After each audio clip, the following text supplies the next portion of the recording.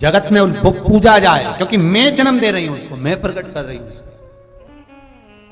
नहीं तो दुनिया के लोग कहें, बताओ माता पार्वती के तन से जो बालक प्रकट हुआ था वो विघ्न डालने वाला, लोग उसको पूछे ही ना, लोग उसका स्मरण ही ना करें। ये भगवान के गणेश के प्रागट्य की कथा है कि उनका प्रागट्य क्यों हुआ, किस लिए हुआ, किसके लिए हुआ, कारण क्या था, किस कारण से।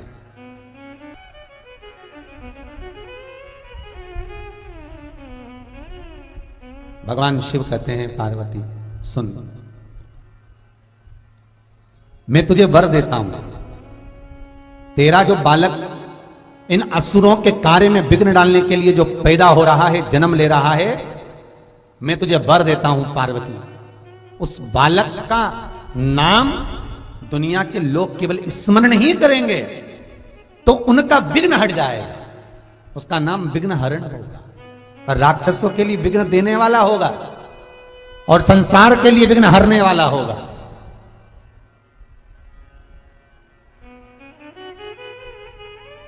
एक साधारण सी कथा लोग कह देते हैं कि गणेश जी का जन्म हुआ, क्यों हुआ, तो कहा उपटन लगाया था माता जी ने, तन पे से निकाल लिया, पुतला बना लिया, स्नान करने जा रही थी, उसमें प्राण दे दिए, दरवाजे का द्वारपाल बन गया वो विनायक, और शंकर जी ने उसका सिर काट दिया, बस गणेश जी का जन्म हो गया। अरे कारण क्या था गणेश के जन्म का, क्या कारण है, उस कारण को भी तो जानना पड़ेगा, उस कारण को भी तो पहचानना पड़ेगा कि कारण पड़ा क्या।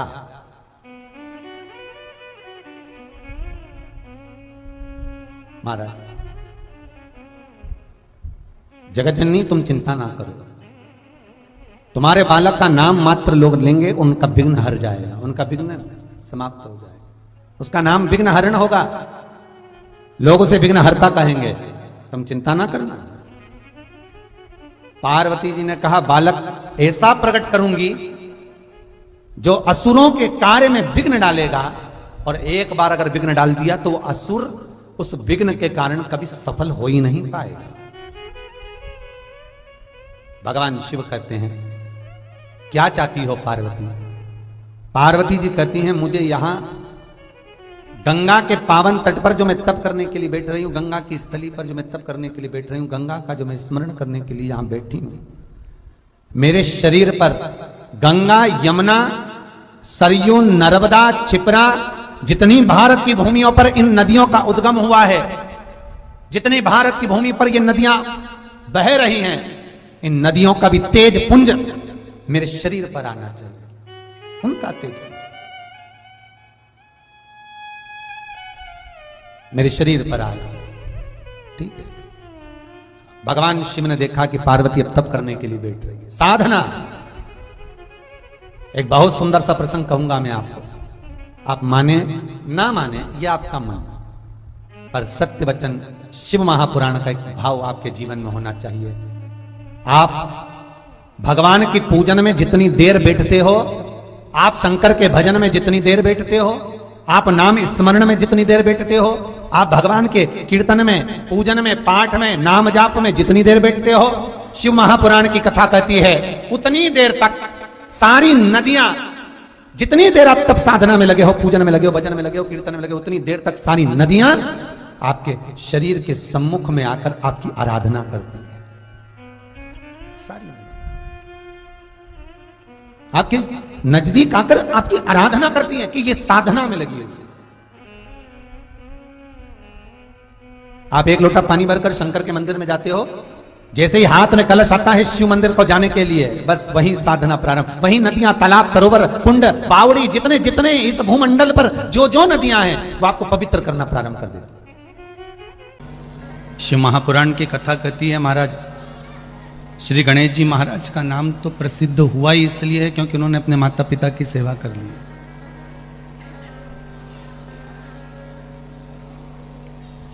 नहीं तो शीश कट गया था, मस्तक कटा हुआ था, और अगर शीश कट गया था, मस्तक कट गया था, तो हमारे यहां तो कहते हैं कि खंडित मूर्ति पूजी नहीं जाती है।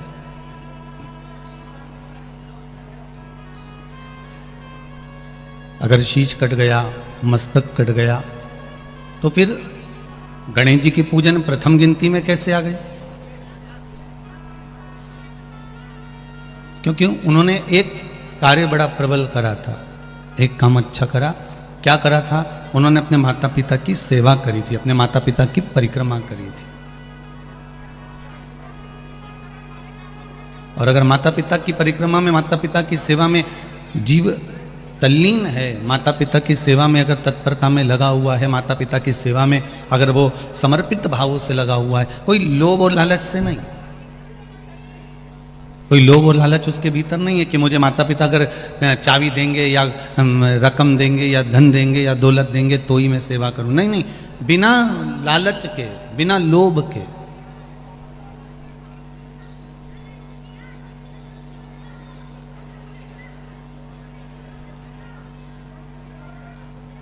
बिना लोभ और लालच के अगर हम भगवान की सेवा कर रहे हैं या बिना लोभ और लालच के हम अपने माता पिता की सेवा कर रहे हैं तो उसका हमको फल जरूर मिलने वाला है। वो माता पिता भले वो कुछ दें चाहे ना दें, पर आप अगर किसी जीव की सेवा कर रहे हैं, माता पिता की सेवा कर रहे हैं, गौ माता की सेवा कर रहे हैं, संत ब्राह्मण साधुजन गुरुजन की सेवा कर रहे हैं, तो आपको उसका लाभ मिलेगा जरूर, उसका लाभ अवश्य प्राप्त होगा। ठीक है, उसका लाभ आपको मिल जाएगा।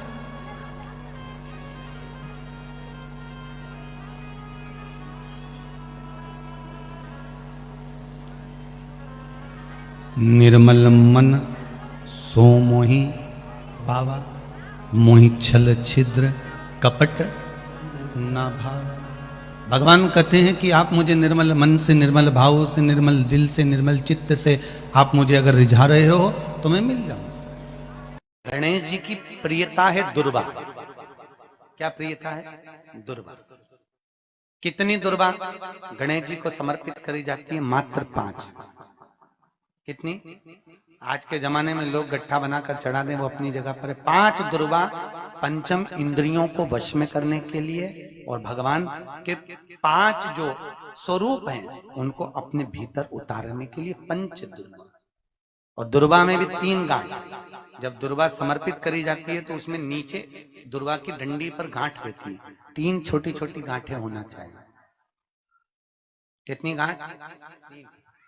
जो भगवान को समर्पित करी जाए। से एक प्रश्न करना चाहता हूं भोपाल की इस पावन धारा पर। आज तक ये प्रश्न किसी से नहीं किया, जवाब दोगे क्या? अरे बोलो तो जम के। आज तक इस व्यासपीठ से ये प्रश्न कभी नहीं करा, इसलिए आपसे पूछना चाहता हूं। हेलमेट और सीट बेल्ट लगाने से सरकार का कोई फायदा होगा क्या? बोलो, जम के बोलो। नहीं। किसका फायदा होगा? अच्छे से तो बोलो। अपना फायदा। सरकार का कोई फायदा है क्या? हेलमेट और सीट बेल्ट लगाने से सरकार का कोई फायदा? जम के बोलो जरा। सरकार का कोई फायदा है? नहीं। फायदा किसका है? हमारा। शंकर जी के मंदिर में 1 लोटा जल चढ़ाने से सीहोर वाले पंडित प्रति मिश्रा का कोई फायदा है क्या? जम के बोलो। फायदा किसका है? हेलमेट लगाने से, सीट बेल्ट लगाने से तुम्हारा जब एक्सीडेंट होगा तो वो सीट बेल्ट तुम्हें बचा लेगा। तुम्हारा जब एक्सीडेंट होगा हेलमेट बचा लेगा। इसमें सरकार का कोई फायदा नहीं है। मंदिर में 1 लोटा जल चढ़ाने से फायदा तुम्हारा है। तुम्हारी दुख की घड़ी में मेरा महाकाल तुम्हारे साथ खड़ा होगा, सीहोर वाला महाराज नहीं। तुम्हारे जल चढ़ाने से सीहोर वाले महाराज का कोई फायदा नहीं है। तुम्हारे जल चढ़ाने से सीहोर वाले महाराज प्रदीप मिश्रा का कोई फायदा नहीं है। यह मत सोचना कि पंडित प्रदीप मिश्रा का कोई फायदा है। तुम जल चढ़ाओगे तो प्रदीप मिश्रा को कहीं से 1 रुपया मिल जाएगा। तुम्हारे जल चढ़ाने से चवन्नी मिल जाएगी, तुम्हारे जल चढ़ाने से अठन्नी मिल जाएगी। ना ना ना। हेलमेट लगाने से सरकार तुम पर बार बार प्रेशर देती है, 200 रुपए का कूपन काट देती है, रसीद काट देती है, हेलमेट लगाओ, हेलमेट लगाओ, सीट बेल्ट लगाओ। क्यों? सरकार का कोई फायदा नहीं है। सरकार का केवल इतना सा कहना है कि तुम हमारे प्रदेश में रह रहे हो, हमारे देश में रह रहे हो, जब तक तुम रहो हमारे प्रदेश में, हमारे देश में, तब तक तुम सुखी रहो, स्वस्थ रहो। इसलिए तुमको सीट बेल्ट लगाना चाहिए, हेलमेट लगाना चाहिए। और हम भी केवल इतना सा चाहते हैं, जब तक मृत्यु लोक में रहो, तुम्हारे जीवन में अगर दुख आए तो एक लोटा जल शिव जी के मंदिर में चढ़ाते रहो। इसमें सियोर वाले महाराज का कोई फायदा नहीं, इसमें तुम्हारा फायदा है। तुम्हारे दुख की घड़ी में काल अधिपति मेरा कुबेरेश्वर महादेव खड़ा मिलेगा, वो परमात्मा मिलेगा।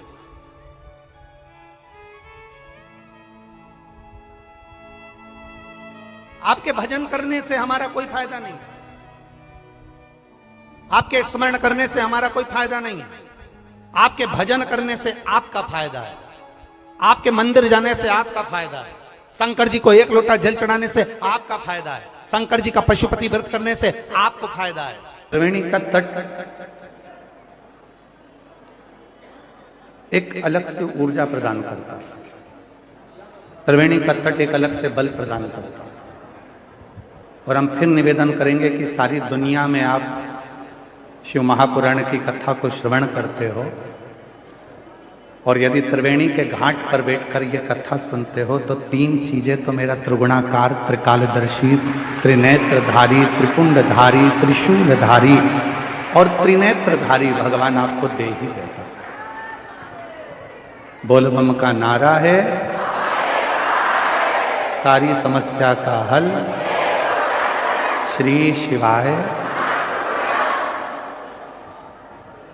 त्रिवेणी के संगम पर त्रिकालदर्शी, त्रिनेत्रधारी, त्रिकुंडधारी, त्रिशूलधारी, त्रिलोकी के नाथ देवाधिदेव महादेव की कथा सुनकर हम भी यहां से तीन चीजें लेकर जाएंगे। एक लेकर जाएंगे मन की शांति, दूसरे नंबर पर लेकर जाएंगे हम मन की शीतलता, और तीसरे नंबर पर लेकर जाएंगे हम अच्छे विचार, अच्छी सोच, अच्छी बुद्धि।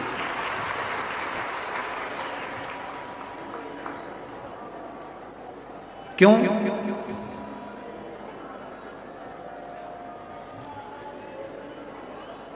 आपकी जेब में जो पैसा रखा हुआ है उसके बहुत सारे बाटेदार हैं।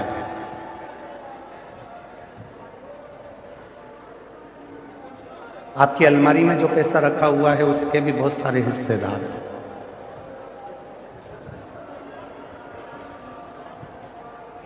आपके बैंक में जो पैसा रखा हुआ है उसके भी बहुत सारे हिस्सेदार हैं। आपका प्लाट है उसके भी बहुत सारे हिस्सेदार हैं। आपका मकान है उसके भी बहुत सारे हिस्सेदार।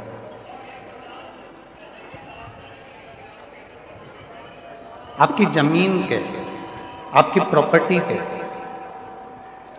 आपके धन के, आपकी संपदा के, आपके स्वर्ण के, चांदी के, बर्तन के, कपड़े के बहुत सारे हिस्सेदार हैं।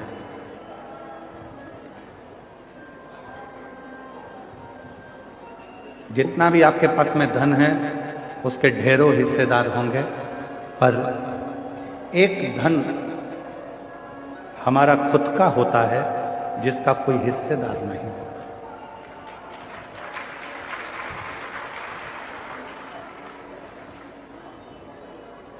सब धन के हिस्सेदार हैं, पर एक धन है, उस धन का कोई हिस्सेदार होता ही नहीं है। वो धन है आपका दुख, आपकी तकलीफ, आपका कष्ट, आपकी बीमारी, आपका रोग। वो धन एक ऐसा धन है जिसका कोई भी हिस्सेदार नहीं बनता। हम आपसे पूछें, प्रयागराज में आई हुई मेरी जीजियों से, मेरे जीजाओं से, मेरी बेटियों से, बेटाओं से, मेरे बुजुर्ग माँ बाप से मैं एक प्रश्न करूं। आपकी कमर में दर्द होता है तो उसका कोई हिस्सेदार होता है क्या? आपके सिर में दर्द होता है तो उसका कोई हिस्सेदार होता है क्या? आपके पलंग के तकिए के नीचे अगर कोई 500 के नोट की गड्डी रखी है तो उसके बहुत सारे हिस्सेदार हैं।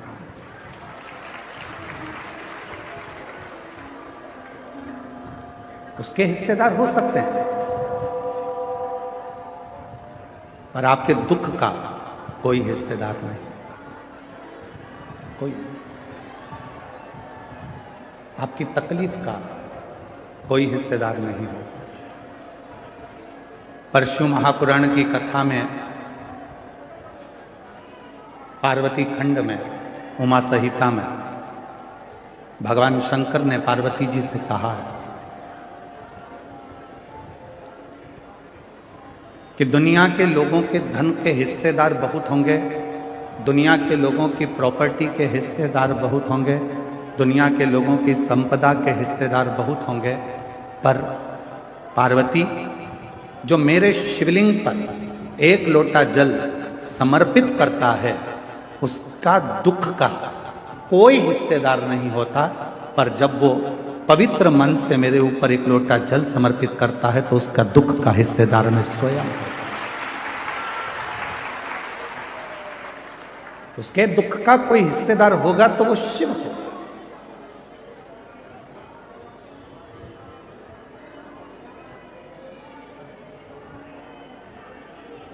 आवाज नहीं जा रही है, वहां से माताएं चिल्ला रही हैं। आशीष वहां साइड, उनके दुख का हिस्सेदार मैं स्वयं हूं।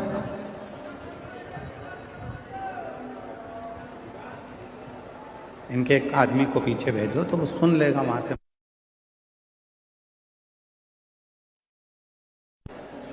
दुख का हिस्सेदार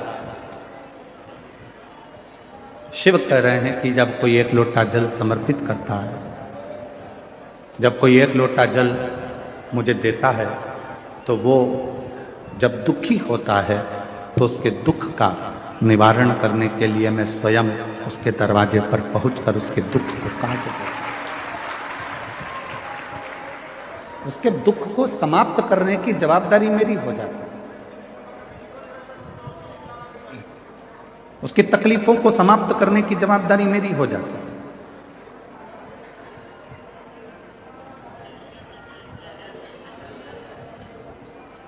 और मेरा तू ही तो हमदर्द है जिसे हर दर्द कहता हूँ।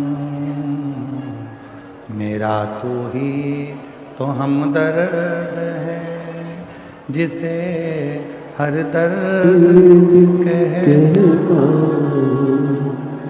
दुनिया के आगे प्रभु चुपचाप में रहता। दुनिया के आगे प्रभु चुपचाप में रहता। मेरा तू ही तो हमदर्द है जिसे हर दर्द कहता हूँ।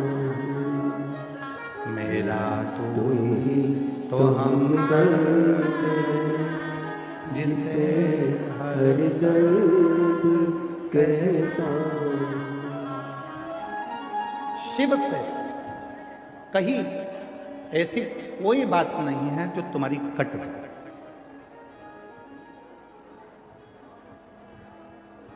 शिव जी से करी हुई प्रार्थना ऐसी कोई नहीं है जो तुम्हारी प्रार्थना को शिव स्वीकार ना करे। शंकर